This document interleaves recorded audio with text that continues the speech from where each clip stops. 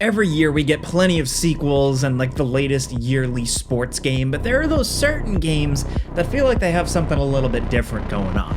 Some games that really have some ambition, be it with graphics, storytelling, revolutionary new gameplay mechanics, something. These are the games that stand out and the ones we look forward to the most every year. So today we're just gonna take a quick look and break down 10 ambitious upcoming games. Starting off at number 10, we have Black Myth: Wukong. This game has been in development for a while now, and I'll be totally honest, we have put it on a lot of GameRank's top 10 lists, but we've always just kind of talked about what it is. It's a Chinese mythology, Dark Souls-y action-adventure style game with seemingly really good graphics. We've seen a lot from this game so far, like I mentioned, like the really stunning visuals and presentation, but also larger-than-life, over-the-top boss battles with cool animations, a lot of really fun attacks and different weapon styles the main character uses, some larger kind of open areas for exploration and platforming. But ultimately, this does look like it is boiling down to being a challenging RPG combat experience. There's going to be some loot and, like I said, different weapon types, but it's all about the challenge. At least with the gameplay I've seen, this does look like this is going to be a pretty brutal one. But what's really ambitious isn't like the combat or the Souls-like stuff. We've seen a lot of games innovate on that genre before, right? With Black Myth: Wukong, we think the coolest, most interesting thing about it is that it's based on the classical 16th century Chinese novel Journey to the West. Something that not everybody knows about, but if you're getting into like, historic literature 101, Journey to the West was wildly influential and is considered by many to be like one of the most popular, best-selling works of writing in China and really all of East Asia. So what we really are interested in this one is that they're not just coming up with a bunch of lore on the spot or doing all this dense writing to come up with stuff. They have something to base all of this on. They have real legends from a really cool story. You're playing as this monkey guy, yes, but he's based on Sun Wukong, one of the main characters from Journey to the West. For all that stuff, I think it's potentially really exciting. Maybe to get more people into reading books. I feel like not enough people read books anymore. But that's just me. Let's move on to number 9. Hideo Kojima's next project, OD. Now, as you probably know, Hideo Kojima and Kojima Productions are working on a bunch of things. The big thing, of course, is the sequel to Death Stranding 2. Death Stranding 2 is, the next Death Stranding. So you're going to have those characters, you're going to have weird things, you're going to be carrying more packages probably. So that's pretty expected. But we see the ambition with Kojima Productions' other project called OD. This is a Xbox collaboration, and I know recently Xbox has closed studios and, probably canceled some projects, so who knows, but as of right now, Kojima Productions is working with Xbox and using their cloud technology to develop this experimental and strange horror game. Now, I'm in for this just as a Hideo Kojima fanboy, knowing his passion and interest in horror and what we can really get from that. Anytime Hideo Kojima has leaned into horror, it's been really cool. So to have a game focused completely around that experience, I definitely want to see that. All we really have for this is a teaser that shows really graphically impressive character faces in-game or like rendered, all based on real-world actors that look incredibly impressive, but also almost unnervingly so. This trailer, when you watch it with like a good sound system or headphones or something, the audio design and the editing can actually be pretty frightening. It's a lot. It's pretty intense. So we're hoping that carries over to the main game, which Kojima has said that he is teaming up with famous horror directors to work on. Along with that, it kind of being an experimental thing, blending cinema and game. What does that mean? I don't know. Does it just mean there's going to be a lot of cutscenes? Does it mean that there's going to be like some FMV or like real motion video in this? I don't know for sure, but I just like that OD is cooking on something, and something that's trying to be different. It is a perfect example of what should be on this list. Again, we don't know too much about it, but I'm hoping that we learn more soon. Next, over at number 8, we have the Star Wars Knights of the Old Republic remake. Now, this one, you might not think it's that ambitious, right? It's honestly pretty safe. It's a remake of a beloved classic Star Wars RPG from BioWare, so it seems like a home run, right? Well, I think for some Star Wars fans that really pay attention, this is more ambitious than you might first think. But first, just history lesson. Star Wars Knights of the Old Republic was one of the best. It was one of the best Obsidian games, and just a really cool take on Star Wars and the lore, and it taking place well before any of the movies. It kind of became the standard for a while, and the remake was something that has been trying to get off the ground for a really long time. If you follow the GameRanks Friday news show or anything else online, just gaming news, you know that the Knights of the Old Republic remake was rumored forever, then it was finally announced, and then it kind of disappeared for a while with the publishers and developers behind it, despite them changing hands a few times, insisting that the game is still in the works. But it's been years and we haven't seen anything. The most recent headline suggested that things are still moving along, but it might be some time. And partially, I think, is because it's ambitious to remake Knights of the Old Republic. I think it's a tough one to remake. It was like lightning in a bottle. It was BioWare at its peak. It was Star Wars in that weird time where it was before Disney and there wasn't really too much going on. And there were a bunch of Star Wars games, but like this one just really hit. Now, years later, they're remaking something that just isn't quite around anymore. Star Wars feels differently now. You know, it has expanded quite a bit, and not in the old like expanded universe ways completely. The fandom also is obviously very divided. I don't think that's totally like a new thing. It's been divided since the prequels, but this game has to somehow please fans of the old game, the classic BioWare game, which is a formula that's probably really hard to replicate, while also potentially carving its own path out in Star Wars lore. Is this going to be canon? Who knows?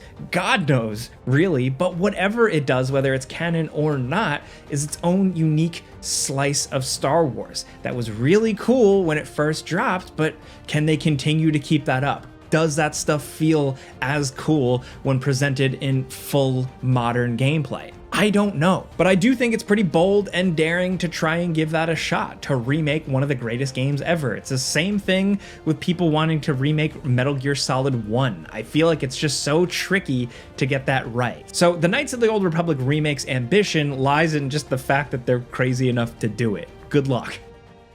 Next, over at number 7, we have Crimson Desert. This is from the people behind the MMORPG Black Desert Online, but this is like an open world RPG. It has been in the works for many years. We thought we were getting it like released this year, but it's been pushed. They're still working on it. And this is ambitious just because, number one, look at it. Graphically, it's got a lot going on. It looks really cool, but also the amount of stuff they're cramming in this game. This game has been billed like a combination of The Witcher 3, Assassin's Creed, Ghosts of Tsushima, Dragon's Dogma, Skyrim, you name it. Just systems-wise, gameplay-wise, they are throwing a lot in here. Massive open worlds, all different types of traversal, weapon types, gorgeous graphics, larger-than-life creatures, all these different gameplay systems, stealth, actual like RPG town stuff. There's so much that they're throwing in here that it just seems like it's so much. You're riding and engaging in combat on carriages, you're riding horses, you're training horses, you're fighting against multiple giant enemies at once, mechanized enemies and technology, and the combat itself also just looks really, really intense and detailed. There's just a lot here. That's all I'm trying to emphasize. The last big gameplay trailer we got was from Gamescom 2023, and it just showed that there is a lot with this one. They are incredibly ambitious, essentially like cramming in so many systems, like a bunch of stuff that would keep you busy for hours and hours and hours in an MMO, but in something just more like a big open world action RPG. We're really hoping this one turns out awesome, because on paper and like everything that they're going for, it seems really awesome. Next, over at number 6, we have 1943 Rise of Hydra. This is the next big Marvel game, and this is ambitious in kind of an old school way. When they revealed the first look at this game, you know, showcasing the NVIDIA graphics and how this was all in-engine, it almost feels like an old school game reveal where it's just crazy budget, big action adventure stuff, wild set pieces and cutscenes, and you just don't see tons of these anymore. Like, is it getting unsustainable to make these big crazy things? I don't know, but they're trying with this one. They got Marvel money, And with it being so bombastic and gorgeous and cinematic and adventurous, Amy Hennig is behind the wheel. The person behind stuff like the Legacy of Kain games, but also she kicked off Uncharted. So there's some of that DNA here, but they're doing it in World War II Nazi-occupied France with Captain America and a Black Panther.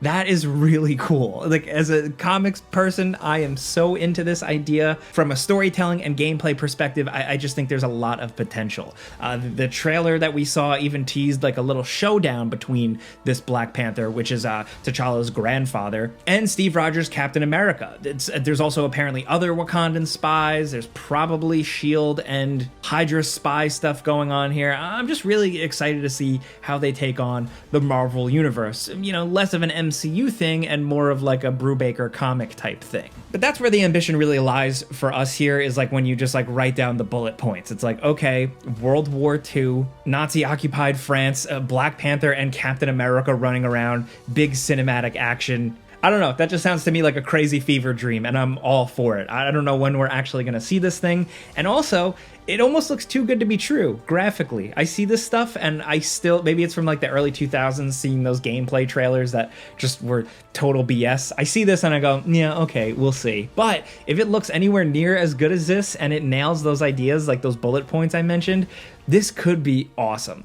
Next, over at number 5, we have Blight Survival. This is one I'm still a little bit on the fence with, specifically because it's another one of those games that releases a really incredible trailer that seems like a great idea from a very small studio we don't know anything about, and that's it. I mean, we've seen it with The Day Before, that happened recently, but Blight Survival's been on our mind for a little while, because if it does turn out to actually be as cool as this trailer is, it's a good idea. It is essentially a co-op hack-and-slashy extraction game with you and up to 3 other players essentially running into this plague-ridden no man's land between 2 kingdoms. But not only is it like just a couple of player co-op extraction thing, it's got like very realistic, almost cinematic graphics and weighty physics-based and directional gameplay. It almost looks like For Honor combat, where every swing matters, everything is deliberate and slow and almost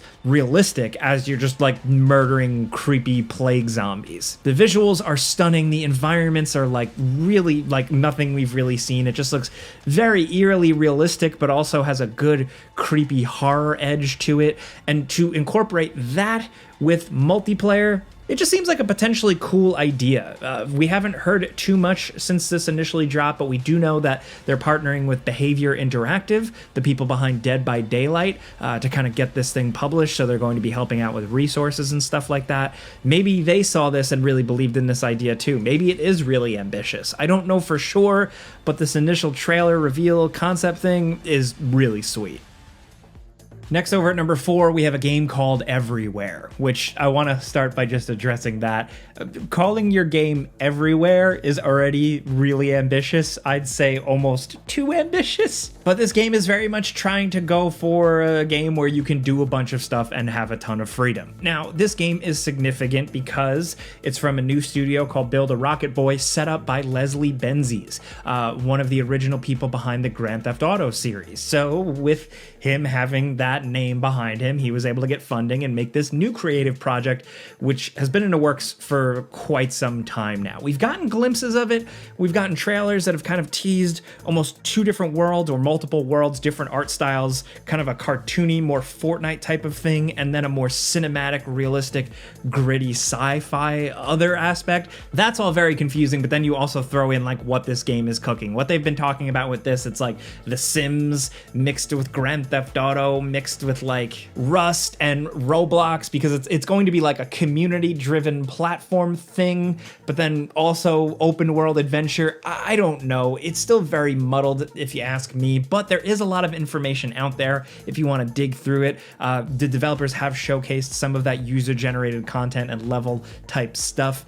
I really don't know what to make of it. But even if you don't really know what it is or you don't really understand it, you can appreciate the ambitions, because like I said, it's a lot lot of different genres they're trying to cook up here and come up with some kind of weird platform thing. If you ask me, I think players are starting to grow tired of this stuff at this point. We have our Minecrafts, our Robloxes, our Fortnites, our, even like Destiny or Warframe, the things that are keeping you busy, right? So for everywhere to really break through this type of crowded genre and find their own player base, it's gonna take a lot of work, but maybe it'll catch on. I don't know. It's still probably a while before they release this thing, but keep it on your radar. Next, over at number 3, we have Judas, the next game from Ken Levine, the creator of BioShock and BioShock Infinite. With Judas, he's changing gears with a bit of a smaller team and going for kind of like a BioShock in space, but centered around kind of procedural storytelling, where the game reacts to like the choices you make, and you essentially having 3 artificial intelligence characters or hologram characters to deal with throughout the game. And the more who you choose to side with, the game will react and change accordingly. So not only from a story standpoint, but also from like a gameplay standpoint. That stuff sounds really cool. A lot of really cool ideas on paper, and developers have tried many times in the past to make games that really react to what you're doing to, different degrees of success. But those types of concepts in a kind of BioShocky game where you're running around on a space station, you're shooting monsters with cool guns, you're also zapping them with hand powers and hacking and doing all that type of stuff, I do think it's potentially a good idea. There's still not a ton of information out there on this one.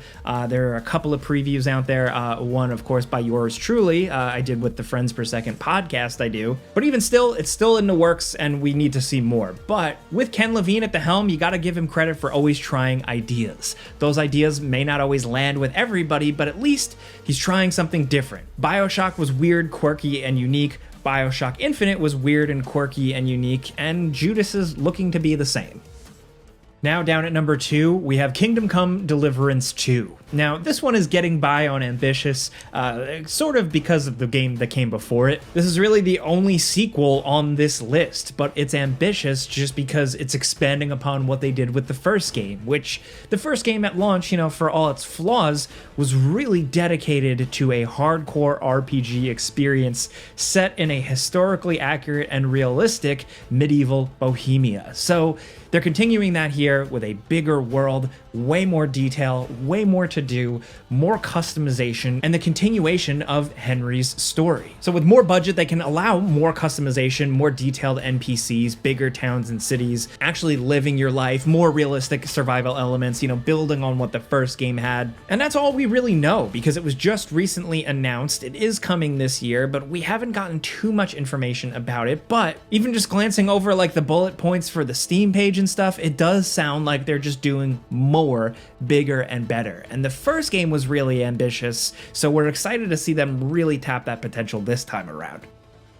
Now down at number 1, we have Light No Fire. This game is ambitious because it is being dubbed the first truly open world game. We're exploring a full actual world, persistently online, I guess, with other people. Now, this comes from the people behind No Man's Sky, developer Hello Games, which No Man's Sky had a lot of ambition and big words at launch, but it released and, it wasn't really that. It was a much simpler game that eventually became incredibly awesome. They put their money where their mouth was and they continuously updated that game, and now No Man's Sky is absolutely incredible and met the potential of what it initially was. Even though, people were kind of sold a bill of goods at first, it wasn't that. At least now there's a happy ending. So with Light No Fire, they're going bigger and crazier with more fantastical elements, this massive world with a bunch of different biomes and more online play, and we're really excited to see how that goes. We know they've been working on this for a while, and we're hoping that it can meet those lofty ideas. As vague as they still are at this point, we don't know everything about it, but hopefully they've learned a lot from No Man's Sky, which did turn out to be incredible. So if this is anything as cool as No Man's Sky, I am definitely interested.